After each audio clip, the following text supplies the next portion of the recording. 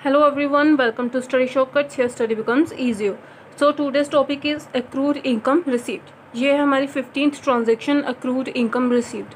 इससे पहले कि हम ये ट्रांजेक्शन करें उससे पहले हम अक्रूड इनकम के बारे में थोड़ा सा समझेंगे।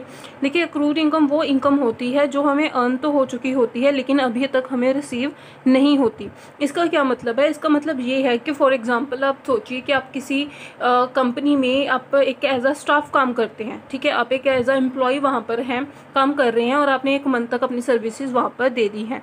लेकिन एक मंथ के बाद जब आपको आपकी सैलरी मिलनी थी, आपकी सैलरी आपने अर्न कर ली है, अब आपको अपनी सैलरी मिलेगी एक मंथ के बाद, लेकिन वो सैलरी अभी तक आपको रिसीव नहीं हुई है, ठीक है। फॉर एग्जांपल कंपनी ने आपकी जो सैलरी है वो थोड़ी सी डिले कर दी है, तो क्योंकि आपने एक मंथ तक अपनी सर्विसेज दी है तो आपको राइट है अपनी इनकम लेने का, अपनी सैलरी लेने का। तो यानी कि वो इनकम आपने अर्न तो कर ली है लेकिन अभी तक आपने वो रिसीव नहीं की है, तो आप अपनी सैलरी को क्या लिख सकते हैं? Accrued income. तो वो इनकम जो आपने अर्न कर ली है लेकिन अभी तक रिसीव ना की हो उसे हम कहते हैं accrued income.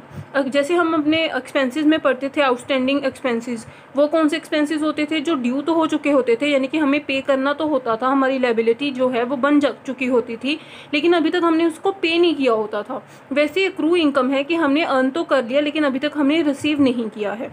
Accrued income is income which has been earned but not yet received. तो अक्रूड इनकम जो है, जब भी हमारी इनकम अक्रू हो जाती है तब क्या होता है? हमारे पास एक राइट अराइज हो जाता है, हमारा एक हक बन जाता है उसको रिसीव करने का। और जैसे ही हमारा राइट अराइज होता है हम अपने बुक्स ऑफ अकाउंट्स में उसको रिकॉग्नाइज कर लेते हैं उस इनकम को, क्योंकि आपको पता है हम अपनी जो बुक्स ऑफ अकाउंट्स हैं वो अक्रूड बेसिस पर बनाते हैं। तो जैसे ही हमारी इनकम अक्रू होती है हम उसको रिकॉग्नाइज कर लेते हैं बुक्स ऑफ द अकाउंट्स। कैसे हम एक अकाउंट बनाते हैं, उसका नाम रखते हैं अक्रूड इनकम, या फिर हम उसका नाम रख सकते हैं इनकम रिसीवेबल। वो इनकम जो अभी रिसीव होनी है, रिसीव होने के लिए अर्न कर ली गई है। तो अक्रूड इनकम और इनकम रिसीवेबल नाम से हम अकाउंट बना लेते हैं।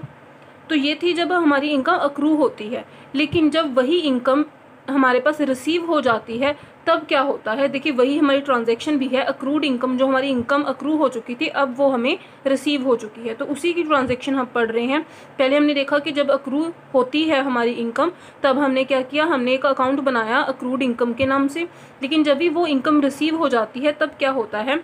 तब आप देखिए, जब हमारे पास इनकम रिसीव हो जाएगी तो क्या होगा? हमारे पास कैश आएगा हमारे बिजनेस में, तो cash inflows in the business, cash हमारा इंक्रीज हो जाएगा। तो वही जो हमने अमाउंट थी अक्रूड इनकम के अकाउंट में हमने रिकॉर्ड की हुई थी, वो अमाउंट क्या हो जाएगी? रिड्यूस हो जाएगी। वो अकाउंट क्या होगा? रिड्यूस हो जाएगा। जितनी हमारे पास इनकम आई है उतने अमाउंट से हम उसको रिड्यूस कर देंगे और हमारा कैश बिजनेस का इंक्रीज हो जाएगा। तो यानी कि जो हमारी ट्रांजेक्शन है, अब हम पढ़ रहे हैं अक्रूड इनकम रिसीव्ड, उसमें कौन से दो अकाउंट से इन्वॉल्व हैं? एक तो कैश और दूसरा अक्रूड इनकम।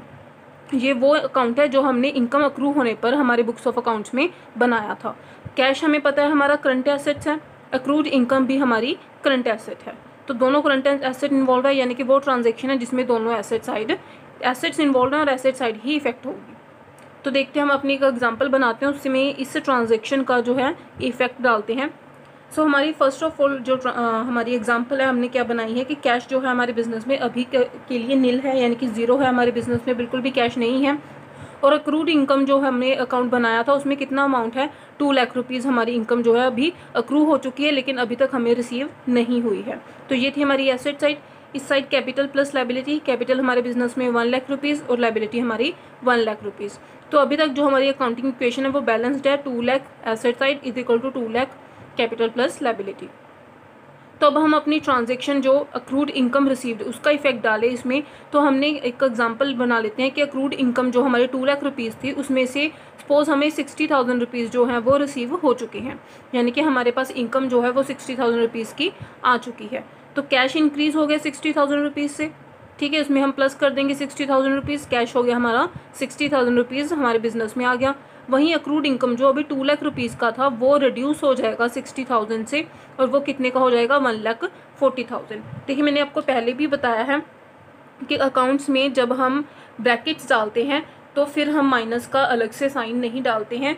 क्यों? क्योंकि ब्रैकेट का मतलब ही अकाउंट्स में क्या होता है कि वो नेगेटिव अमाउंट है और वो इसमें से माइनस होगी। पहले मैंने आपको दोनों चीज़ें करके दिखाई थी, माइनस भी और ब्रैकेट भी, ताकि आपको समझ में आ जाए कि ये एक नेगेटिव अमाउंट है। लेकिन अब हम सिर्फ जो है ब्रैकेट्स ही लगाएंगे, ब्रैकेट का मतलब होता है नेगेटिव अमाउंट। तो 2 लाख में से 60,000 जो माइनस हो जाते हैं 1,40,000, तो 1,40,000 की इनकम हमारे पास अक्रू रह चुकी है, यानी कि वो इनकम जो अभी तक हमें रिसीव नहीं हुई है, लेकिन 60,000 रुपीज़ हमें रिसीव हो चुके हैं। इधर कैपिटल में कुछ चेंज नहीं आया है और लाइबिलिटी में भी कोई चेंज नहीं आया है, तो ये 1 लाख और ये भी 1 लाख ही रहेगी।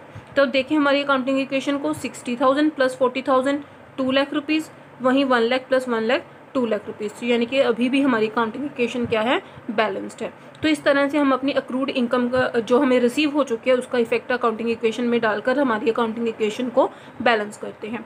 तो आई होप आपको अच्छे से समझ में आएगा कि अक्रूड इनकम क्या होती है, जब वो अक्रू होती है यानी कि हमारा राइट अराइज होता है तब कैसे हम अकाउंट बनाते हैं, और जब वो रिसीव होती है तो कौन से अकाउंट्स उसमें इन्वॉल्व होते हैं और उसके अकाउंटिंग इक्वेशन में कैसे उसका इफेक्ट डाला जाता है।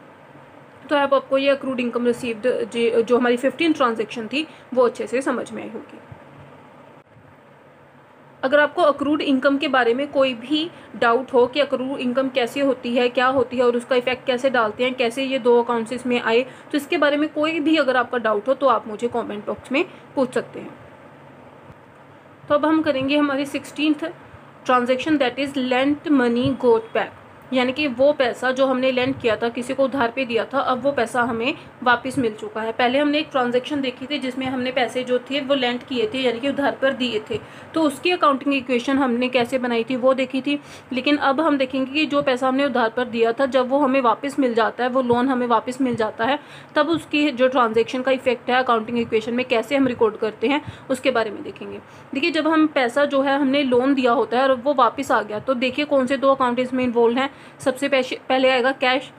कैश कौन सा अकाउंट है हमारे पास, करंट अकाउंट है, करंट एसेट।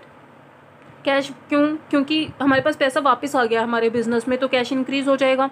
लोन अकाउंट वो अकाउंट है जो हमने बनाया था तब जब हमने लोन दिया था। ठीक है, जब भी हम कोई चीज़ किसी को देते हैं, जैसे हमने यहाँ पर लोन दिया था या कैश दिया था, तो हमने लोन अकाउंट बनाया था क्योंकि हमने एज अ लोन उसको वो पैसा दिया था किसी को, तो हमने लोन अकाउंट बनाया था। लेकिन जब वही पैसा वो वापस आ जाता है तो हमारा लोन अकाउंट जो है वो रिड्यूस हो जाएगा उतनी अमाउंट से जितना पैसा वापस आ गया।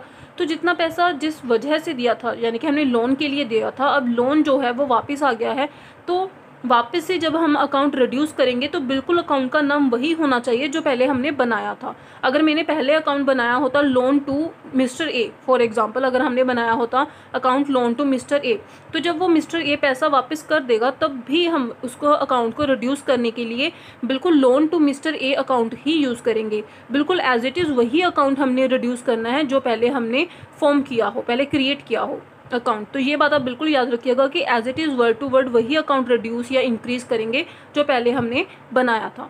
तो पहले हमने लोन अकाउंट बनाया था, तो इसीलिए अब हम दोबारा से लोन अकाउंट यहाँ पर लेंगे। तो लोन अकाउंट आपको पता है हमारा करंट एसेट हमने यहाँ पर लेकर चले हैं। मैंने आपको पहले भी बताया था लोन जो है वो करंट एसेट भी हो सकता है और फिक्स्ड एसेट भी हो सकता है, डिपेंड करता है कि आपने लोन जो है वो कितने टाइम पीरियड के लिए और किन किन कंडीशंस पर दिया है। ठीक है, तो फॉर एग्जांपल हमारे पास जो मिस्टर बी है जिसको हमने लोन दिया था, gives loan of ₹1 lakh back to mister A and company, sorry not here mister तो नहीं आएगा, टू ए एंड कंपनी। तो ए एंड कंपनी को उन्होंने क्या कर दिया, पैसा जो है मिस्टर बी ने वापस कर दिया, कितना, 1 लाख रुपीज़। 1 लाख रुपीज़ का लोन उन्होंने वापस कर दिया है। तो देखिए हमारे पास इधर है एसेट साइड और इधर है कैपिटल प्लस लायबिलिटी साइड। अभी तक हमारे बिजनेस में कैश कितना था, 1 लाख रुपीज़ था। लोन जो हमने दे रखा था कितने का दिया हुआ था, 1 लाख रुपीज़ का। तो एसेट साइड हो गई हमारी 2 लाख रुपीज़, वहीं कैपिटल जो है वो 1 लाख की एंड लायबिलिटी जो है वो 1 लाख रुपीज़ की, तो ये भी हो गई हमारी 2 लाख रुपीज़। तो अब ये वाली ट्रांजेक्शन जो है इसका इफेक्ट डालते हैं हम यहाँ पे। तो कैश जो है हमारे बिजनेस में वापस आ गया है, तो हम यहाँ पर क्या करेंगे, 1 लाख रुपीज़ से हमारा कैश जो है इंक्रीज़ कर देंगे, ऐड कर देंगे। तो वहीं जो लोन है हमारा 1 लाख रुपीज़ का, तो वो हो जाएगा हमारा रिड्यूस हो जाएगा, नेगेटिव अमाउंट आ जाएगी, ब्रैकेट में 1 लाख रुपीज़ माइनस हो जाएंगे, तो वो हो जाएगा हमारा 0, नील अकाउंट। तो लोन जो है टोटल हमारा वापस आ चुका है 1 लाख का 1 लाख रुपीज़, तो वहीं हमारे कैश जो है 1 लाख से इंक्रीज़ हो चुका है। तब एसेट में कितने एसेट्स हो गए, 2 लाख रुपीज़ की एसेट हैं, लेकिन अब 2 लाख जो है वो सिर्फ कैश अमाउंट है, लोन में कुछ भी नहीं है, लोन जो है वो 0 हो चुका है।